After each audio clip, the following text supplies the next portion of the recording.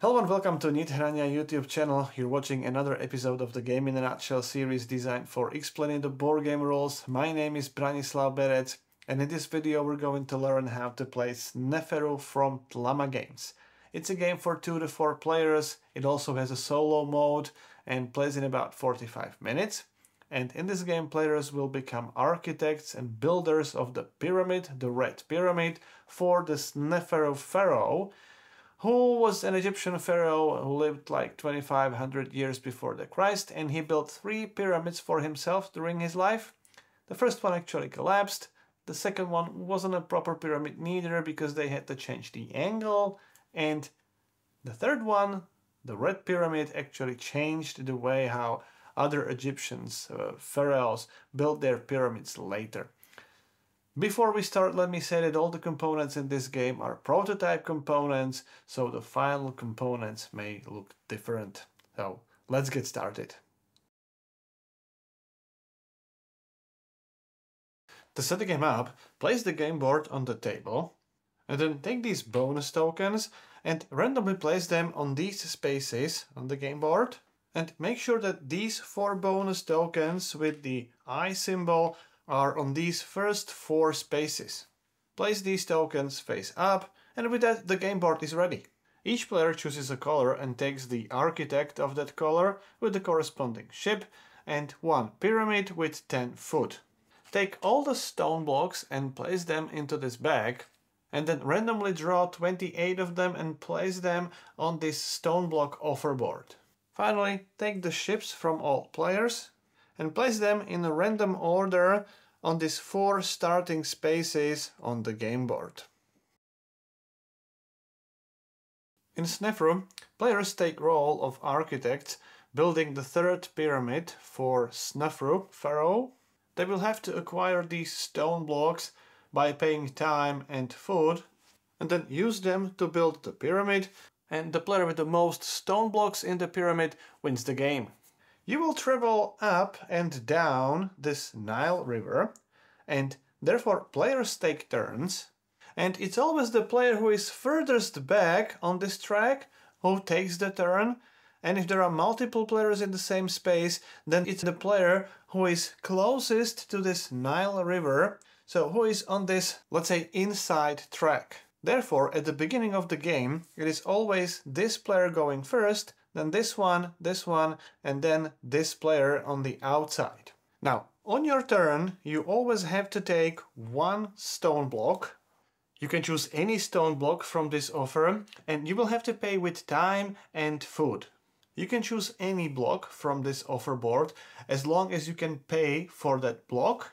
There is always this base cost for each column, and then additional cost next to each block.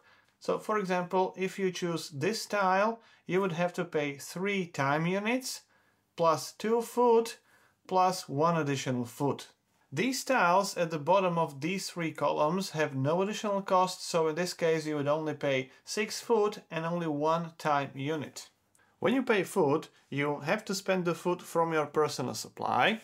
And when you pay the time unit, for each time unit you move 1 space forward on this track. You may never move back, and when you reach the end of this track, your game is over. That's why you have to choose wisely which block you take. So let's say we will take this one. In this case the cost would be 1 time unit plus 6 food. There is no additional cost. So with 1 time unit, the green player moves 1 space forward. When you move forward, always place your ship on the inside track, or to the first available space on the inside. Then pay the food from your supply to the general supply, and then place the block in one of the empty spaces on your pyramid board. As with building the pyramids in real life, you have to start from the bottom and then slowly build up. When you cover up a space with the food bonus, take that food bonus immediately. So here you get 2 food tokens back. Refill the empty space on the stone block offer board by pushing all the stone blocks down in that column, and then randomly drawing 1 new stone block from the bag and placing it at the top of the column. And then it's the next player's turn. When building the pyramid, you may orient the block in 2 possible ways. and you always try to create areas of the same symbol and the same color. When you already have two blocks next to each other on the bottom floor, you may build another block on top of them, gradually building the pyramid in a standard way. As I said, try to build the continuous areas of the same symbol, same color, because when you enclose that area, you get additional food based on this table on the game board. Symbols are adjacent if they are next to each other orthogonally, so to say. So, for example, when I place a next block like this, we have an area of 4 blue or dark blue symbols, and there is another area of these 4 green symbols. These green symbols can be further extended over here, however, the area of blue symbols is now fully enclosed. Since there are 4 symbols enclosed, you would get 7 food immediately. Remember, you only get this food when you fully enclose the area. For these green symbols, you don't get any food yet, you only get it once you close this green area as well. Now, if I would place this stone block like this, note that the green symbol is not adjacent to this green symbol. It's not adjacent orthogonally, it's only adjacent diagonally, which doesn't count. And the same applies to this blue symbol. It's not adjacent to this area, which means with this placement, I have created 2 enclosed areas. Both of them have 3 symbols, which means I would get 4 and 4 food, 8 food in total. If you start your turn on these special spaces with bonus tokens, those special spaces are white, brown, black, green, or yellow, and you take the tile, which also has the color of the space where your ship is currently located, so let's say this one with the white color, then you can immediately take the bonus from that bonus tile. That bonus is always optional. There are 5 types of bonuses here, with this one, which is also located here and here, as this symbol indicates, you don't pay this additional cost. So in this case, you would only pay 3 time units and 2 food. You would not have to pay 2 additional food. With this next bonus token, you have a discount of 1 time unit. It's also located here and here, for example.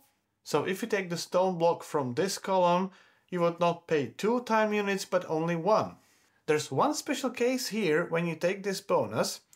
When you take the tile from this first column where you only have to pay 1 time unit, and with the bonus of the 1 time unit, obviously if you take the tile which has the same color, so in this example I would only have to pay 6 plus 2, 8 food tokens, I would remain in the same space, and after paying for the stone block and placing the stone block, potentially gaining the bonus, since I don't move, I immediately take another turn, and that would also be the case if players would be placed like this.